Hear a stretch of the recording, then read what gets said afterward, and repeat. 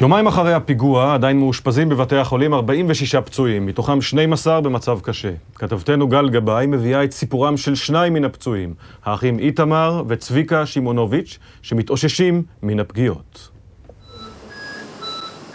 דיווחים ראשונים הבוקר של איתמר הקטן, שפקח היום לראשונה את עיניו בבית החולים הדסה, ואפילו התחיל לדבר. הגענו אליו בשעות הצהריים, אחרי שכבר ביקרנו אצל אחיו הגדול צביקה, ששוכב בבית החולים שערי צדק. לפעמים אני נזכר בתמונה. נזכר באחי הקטן. אני שמח שיצאנו מזה, אני יודע שעוד שבוע אני אראה אותו. גם אמר שאין דבר שהוא רוצה יותר בעולם לפגוש אותך עכשיו. תמסור לו משהו בשמך? לדבר איתו. יראה מה הוא זוכר מכל העניין. בטוח שלא נריב יותר. תזכיר לו שהוא הבטיח לו לריב איתך. תזכיר לו? טוב, שבת בזה. יומיים אחרי, כשכבר אפשר קצת לחייך, מרשים לעצמם האחים לחזור למראות הקשים. ידעתי באותו רגע בשוק שהמצב שלו גרוע יותר משלי. אני אחרי הפיצוץ, החברים שלנו היו מאחורינו. אחרי הפיצוץ, אם אני הייתי מתחיל לרוץ בזמן, יכול להיות שגם אני הייתי עובר את הפיצוץ השני. אני חיכיתי לאחי. פתאום ראיתי אותו יוצא דרך העשן. תפסתי אותו. צריכים לרוץ יחד. ואז שנינו הגענו בדיוק למקום הפיצוץ השני. אני זוכר שהידיים שלנו נעזבו. זוכר את המחשבה שעברה לי בראש שאני חייב לחזור אחורה לקחת אותו. חזרתי אחורה, לקחתי אותו, הרמתי אותו, לקחתי אותו משם, ואז הפרידו בינינו. כבר בימים הקרובים צביקה יצא מבית החולים ויוכל סוף סוף לפגוש שוב את אחיו איתמר. עכשיו אני מבין שהיה לנו נס, שבדיוק האנשים הנכונים היו במקום הנכון, ואותו הציל החובשת, ואותי הציל חובש. אני שמעתי בטלוויזיה על הרבה פיגועים, שמעתי על הרוגים, זה נגע ללב שלי. אבל לא הבנתי את זה, מה שאני מבין עכשיו. מעבר קשה, חזרה אלייך לאקטואליה מפגש בין הילד איתמר שימונוביץ' בן ה-10, שנפצע קשה בשוק מחנה יהודה, לבין הרופאה שהגישה לו עזרה ראשונה במקום, ואולי הצילה את חייו. על כך כתבתנו דנה וייס. היא כבר תלווה אותו כל החיים. דוקטור גילת רייש, שהצילה את חייו בפיגוע בשוק, מגיעה היום לבקר את איתמר, הפעם שהוא כבר יכול לדבר. אני אומרת שאני נותנת לו נשיכות על המצח, כי הוא לא אוהב בלחי. בלחי אתה לא אוהב. מה שלומך? כן, זה ילדים. הדבר היותר טוב שזכרתי בך זה היה שיער, שהוא כתום. שהוא כתום. מדובר כמובן ביותר מסתם ביקור חולים. איתמר וגילת חוזרים ונוגעים בדקות הארוכות שהיא עמדה בינו ובין המוות. נזכר בהכל. ברגעים שאני זוכר שהצילה אותי, עם האירועים. מה זאת אומרת? יכול שפענו קצת יותר? שאמרו לי, שכאילו היא אמרה לי לא לדאוג, שלא יקרה לי כלום.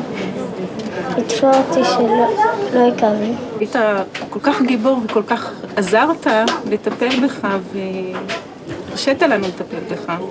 איתמר אמור להשתחרר מבית החולים בימים הקרובים, והם כבר מתכננים עוד פגישה, הפעם עם ילדיה של דוקטור רייש. המציאות יצרה ביניהם קשר ששניהם עדיין מתקשים להגדיר. זה קשר דם, זה דם... אני נגעתי איפשהו שם. זה לא צריך שיהיה בלקסיקון סוג כזה של קשרים עם ילדים. אבל יש לנו משהו מיוחד. אני חייב לך מתנה שיצא את החיים שלי. אתה לא חייב לי כלום, אתה חייב לי חיוך גדול. עוד רגע אחד, באווירה שונה לגמרי שנחרט בזיכרוננו, מאותו פיגוע נורא בשוק מחנה יהודה בירושלים, בקיץ האחרון. איתמר שימונוביץ' בן ה-10, שבעצם ניצל על ידי הדוקטור גילת רייש. זו הפגישה הראשונה ביניהם.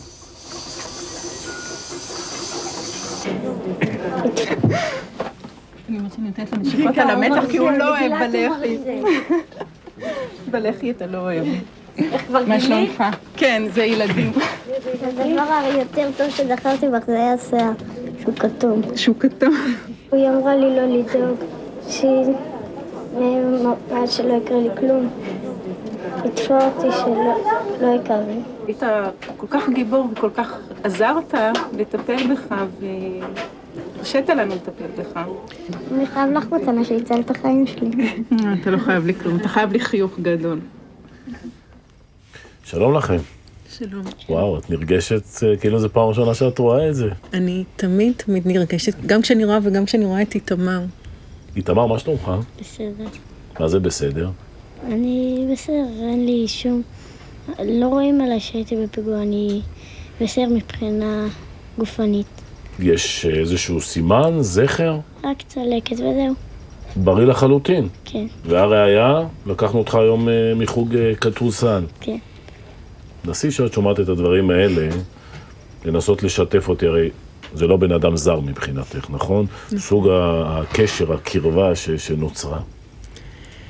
נוצר המון קשר מאז, ביקרנו הרבה אחד את השני, נפגשנו הרבה. מעניין, כלומר זה לא ההליך הטבעי שמתרגשים באותה תקופה והחיים אחרי זה יוצרים את הניכור והריחוק לא, להפך, ככל שנוצרה יותר קרבה, נוצרה יותר דאגה ויותר הבנה של מה היה אילו.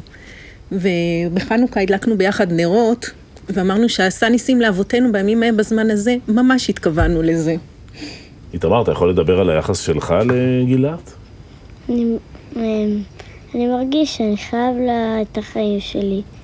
שבלעדה, כל דבר שנראה יומיומי, לא הייתי יכול לעשות את זה. והכל בזכותה. ונוצר בעצם קשר גם עם הילדים. כן. מה אתם עושים יחד? עם הילדים ואנחנו משחקים כדורגל. והוא מנצח. כן? תמיד. תראי, איזה חיוך של אושר. טוב, נזכרנו בכם בגלל מה שדיברנו עליו בתחילת התוכנית. 15 שנות מאסר שנגזרו על שניים מהמחבלים שבעצם היו אחראים על הפעלת אותה חוליה בירושלים. את שומעת את זה כמוני, כמו כל אזרח שצריך להתמודד עם זה, או בכל זאת יש איזה תחושות פנימיות? אני מאוד רגשית בקשר שלי לסיפור הזה. כל פעם שיש אזכור של הפיגוע, עולים המראות והקולות והחוסר הבנה איך יד אדם יכולה לעשות משהו כל כך אכזרי. והיום זה תחושת הקלה או ההפך, איזה כעס, אלבון? אני חושבת שהיה צריך לדון אותם בבית דין ישראלי ולתת להם את העונש החמור ביותר הקיים בחוק שלנו. אני חושבת שהם צריכים להישפט במקום שבו הם פגעו כל כך חזק וכל כך עצוב.